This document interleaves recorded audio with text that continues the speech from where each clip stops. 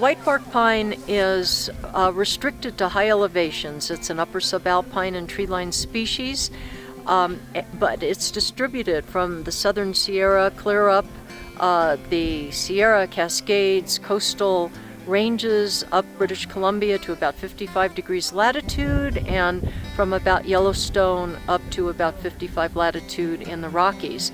It's very common, usually where it occurs, and it is what we call a foundation and keystone species, in that it's very important for stability of ecosystems where it occurs, which means that it provides structure to the ecosystem.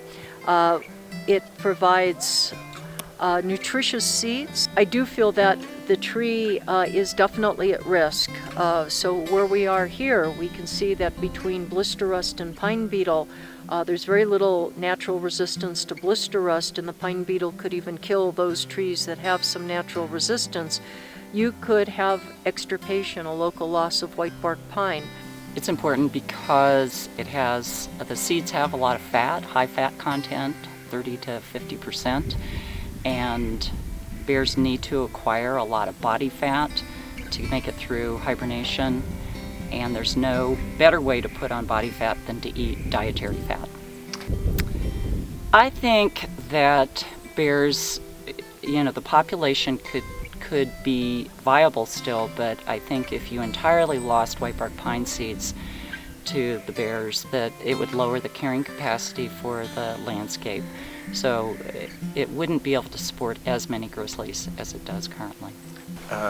Society generally really became, at least the scientific community, convinced that global warming from accumulation of greenhouse gases was a real issue, and could be an important issue within the human time scale. And the first IPCC report came out in 1990, and we already had in hand developed a model based on the physiology of mountain pine beetle and the response of beetle to temperatures.